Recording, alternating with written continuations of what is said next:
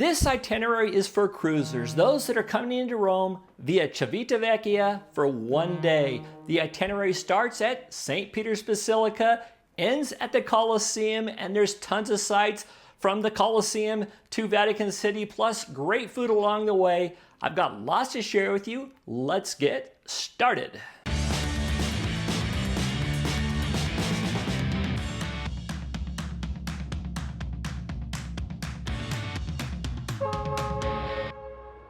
When your ship pulls into Rome, you're going to actually be pulling into a small city called Civitavecchia, which is about an hour outside of Rome.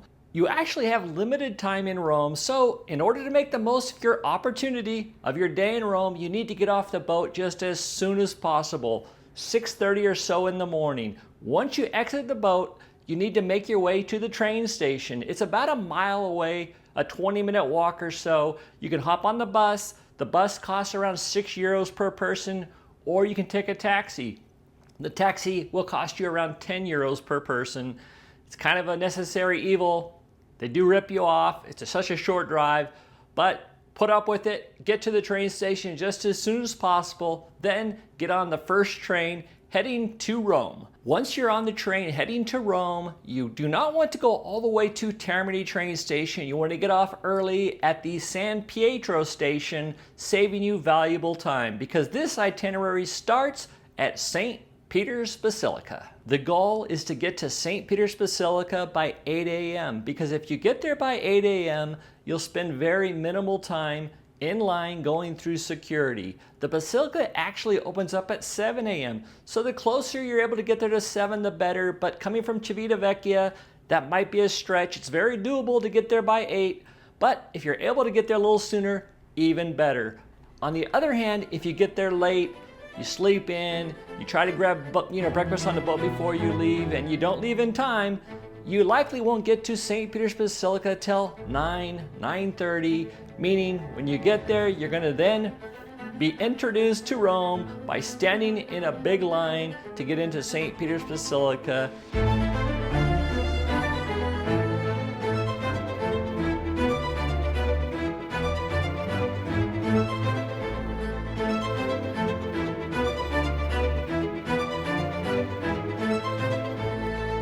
Eating a lot of your time because that line grows very fast. You can end up spending 1, 2, 3 hours in line if you don't get there early.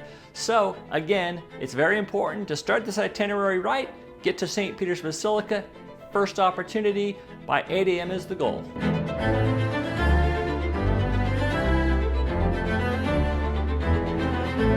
Everybody entering St. Peter's Basilica will be required to go through security, so once you've done that, you can then explore the Basilica.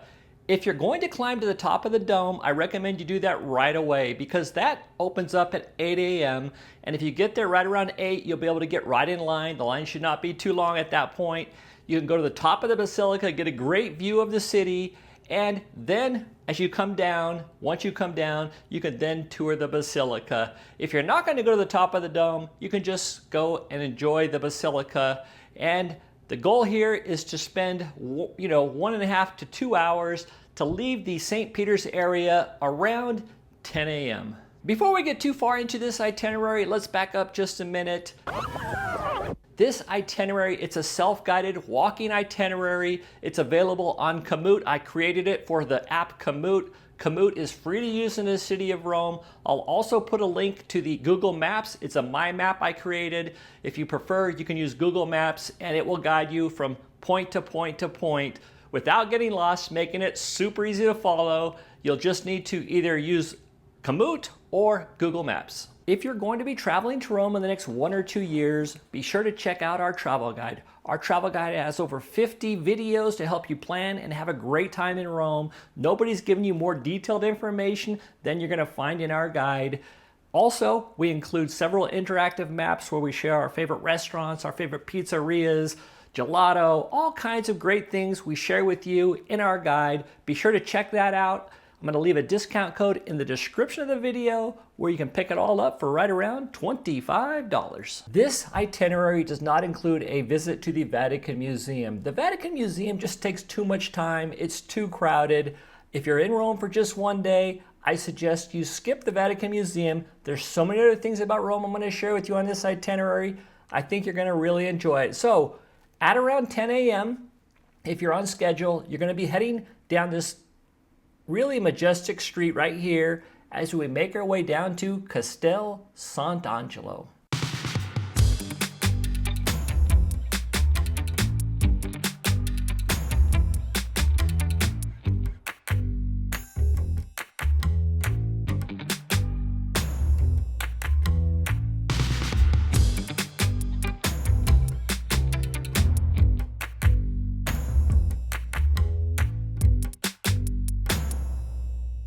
If you're on schedule, you should be arriving at Castel Sant'Angelo around 10:30 in the morning. That'll give you about an hour to tour the castle here. I recommend you do. It's quite impressive, and on top, there's some nice lookout points, vista points. There's even a small cafe where you can grab some food, maybe a cornetto, a cup of coffee, something light, because we're gonna have some good pizza and sandwiches in a minute. But when you sit here at the Castel Sant'Angelo, there's some really cool lookout points with some tables where you can just kind of sit down, relax, enjoy the food, enjoy the view. It's pretty impressive. So that'll give you about 45 minutes to an hour to tour the castle before heading to Ponte Umberto, which is right over here. And the reason we're heading over to this bridge here is because from this bridge, you can get a spectacular view of St. Peter's Basilica.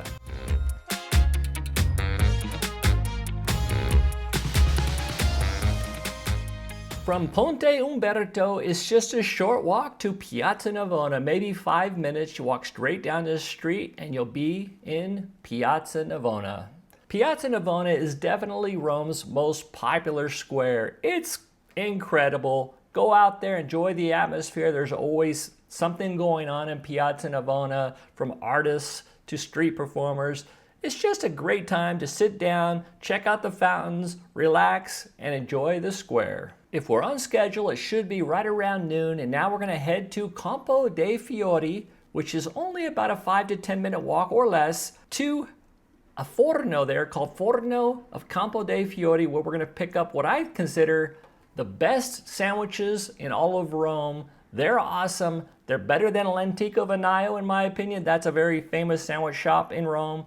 But the Forno makes fantastic panini. It's right in this doorway here. That's the door to the best sandwiches in Rome. Don't come to Rome without at least swinging by here and grabbing one of these sandwiches. Hard to explain how good it is. Once we've had a sandwich, we're gonna head over to a bar called Bar Farnese. It's right around the corner. It's right over here. There you can grab a cup of coffee, but what I do recommend you get is the Maritozzo. It's a famous Italian pastry. It's kind of like a bread, a small loaf of bread with a bunch of cream in the middle of it.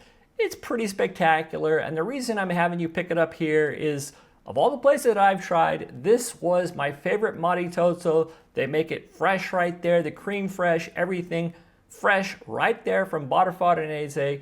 It's quite special, so be sure to swing in and grab that before we're heading to Pizza, Florida. Once we leave Bar Farnese and we've had our Maritozzo, the GPS is then going to direct you right past this cool church right here. It's called La Chiesa di San Andrea della Valle. This basilica boasts the second largest dome in all of Rome.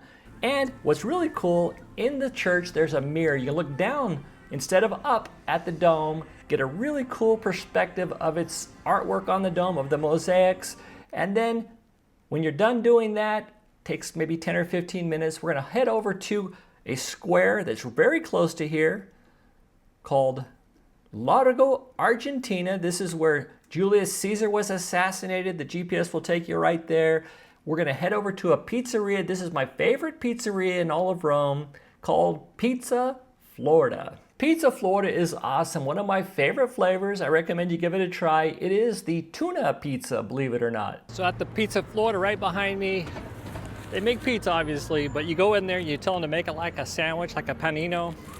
And this is incredible. I get the tuna. Now I'm not even a big huge tuna fan, to be honest with you, but the tuna sandwich here, the tuna pizza here, it's incredible. Like no other place I've ever eaten. So this is one of my favorite sandwiches in all of Rome. the tuna pizza turned into a sandwich. As you can see, they put it together like that.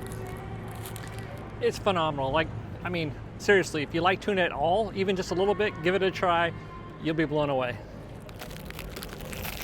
Also with your pizza, be sure to grab an orange soda. You need to try some aranciata. This is the national soda of Italy. It's sold everywhere, every pizzeria, restaurant, bar, everywhere. Very easy to get. It is so good. It's not to be confused with the Fanta they sell in the United States. Now the Fanta here has no, first of all, it's got no corn syrup. It's got no artificial colors, no artificial flavors. It's fantastic. In fact, it's got actually very little sugar, which I like. I don't like things that are super sweet. And I think you'll really love it. Be sure you give it a try when you're in Rome. Fanta here is awesome. In the States, it is not so awesome. And then you can also try 2 or 3 other flavors of pizza. They'll take it to go. They'll stick it in a box for you. And you can take that pizza directly down the street. It's just a 7-8 minute walk straight down here to the Pantheon.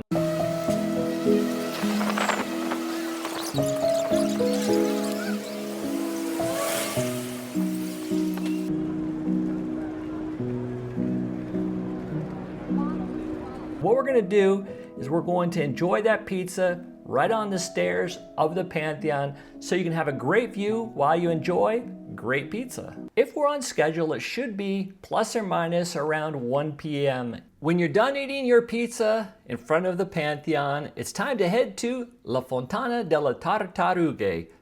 Originally, we came from Largo, Argentina up this road here. Now the GPS is going to circle you around this side, taking you over to a special fountain located just within the Jewish quarter called La Fontana delle Tartarughe, the Turtle Fountain, in this small square right here. Of all the fountains in Rome, the Turtle Fountain is one of my favorites. For some reason, it just captures my attention when I look at it. And let me know what you think. What is your favorite fountain? But this definitely is one of my favorite. And then when you leave here, you're going to be walking down a small street right here, heading into the Jewish quarter. They call it the Jewish ghetto. As you walk down this street, just notice that in front of some of the doors, there are golden cobblestones with names etched into it. It's commemorating the lives of those that were lost in Auschwitz. That's a whole nother story, but just kind of interesting fact to know as you walk down this interesting street. And then as you enter into the Jewish quarter here, this is the main street. This is where you're going to find lots of restaurants. Whether you're looking for some, substantial meal or just some food on the go, there's all kinds of food within this area. But what we're really doing is we're just walking through it, and we're going to head to some of the more interesting ruins in Rome. You're going to head down a staircase and then into this section here that I think is just very interesting. And you're going to walk past Theater Marcello, which is this theater right here. It was built somewhere around, I can't remember, 19 AD. Today, the ruins are there and it's luxury condos up here on top, but super interesting. And then the GPS is going to direct you to a really interesting and fun area of Rome called Capitol Hill. It's this area right here. There's actually lots to do here on Capitol Hill. You've got the Victor Emmanuel Monument right here. You've got the Campidoglio. This is a square designed by Michelangelo. You have the Capitol Museum, which is in this building right here. So if you have time, you want to see that, you can certainly do that. Being that you're in Rome for one day, that may be best done on another day. There is, however, one thing I want to show you. Oh, also, there's a beautiful church. This is the Church of Santa Maria in some, there's a lot of Santa Marias, but anyway, this is a beautiful, beautiful basilica. So if you have the time, go walk through that. It's free to do. All the churches are. One of the things I wanted to point out, just behind this building right here, you get one of the best views of the Roman Forum. It's right back here. It's located on this little perch right down here. And from there, you get spectacular views of the Roman Forum.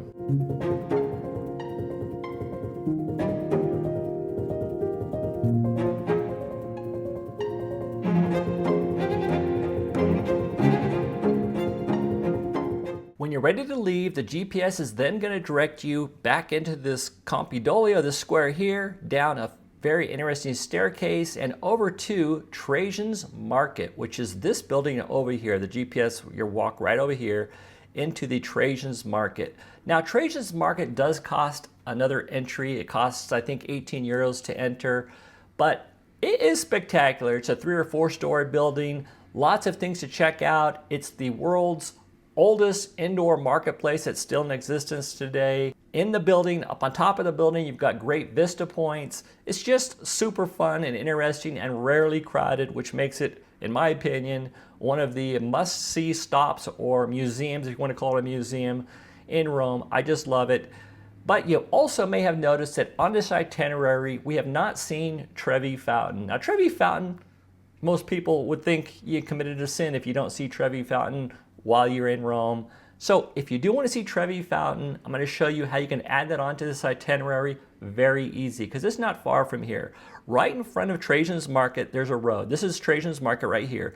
This road that I'm pointing to right here, I'm going to show you. You just turn around and you walk straight up this road, maybe less than 10 minutes, and you're going to run into Trevi Fountain. That's this fountain right here.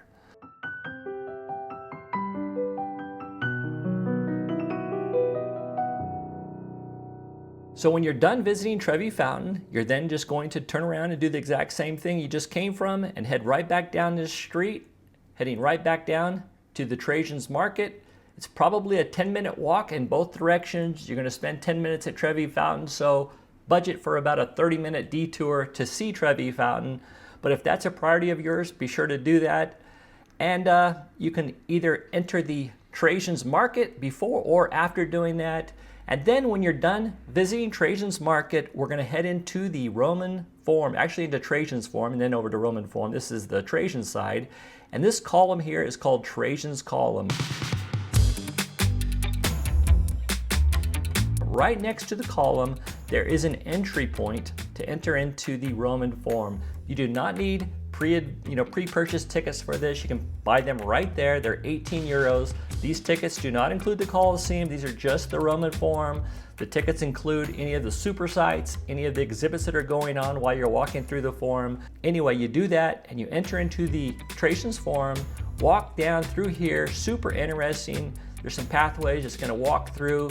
Now, when you get to about right here, you're gonna have to go under the road. It'll direct you, you can't miss it. And as you go under the road, you're gonna see some like old Roman housing and different things under this street here, which is via the Imperial Forum. I found it very interesting. And then as you cross over the street, you're now gonna be into the Roman Forum. And in the Roman Forum, there's lots and lots of things to check out. So go ahead and explore that. But one of the things you want to make sure you do is see the vista point where Rome was built on 7 hills. And one of the 7 hills is here in the Roman Forum called Palatine Hill. And let me show you. Palatine Hill, there's a couple of vista points right up here. You'll see a lot of people up there. Be sure to visit it. They are the best views in Rome, in my opinion. I loved them. I think you will too. A perfect perspective of Rome from this location. It really is something to see. So don't miss that before exiting the Roman Forum. And we're going to exit over here next to the Colosseum. And you're going to come out right here, and then you'll be at the Colosseum. Now, we don't have time to visit the interior of the Colosseum. And in my opinion, if you had to choose between the Roman Forum or the inside the Colosseum, I think the Roman Forum is far more interesting than the inside of the Colosseum, because let's face it, 90% of seeing the Colosseum is seeing it from the outside. So you can go out here and walk around the Colosseum, get a real good idea of the Colosseum. And I mean, it's pretty cool, but it was nothing super special going inside versus being outside. Just my opinion. So you got to pick and choose. You can't do everything. And depending on the time of day, if it's getting close to 4:30, it's going to be time to head back to Civitavechia. You can hop on the metro. Right through this little doorway here is the metro station, is the Colosseum station. It's about a 5-minute ride to Termini train station, where there you can catch a train heading back to Civitavechia. If it's before 4:30 and you still have time, what I suggest you do is go over here. Let me show you. Go over here into the Monti neighborhood. Okay, this is the Monti neighborhood next to the Colosseum.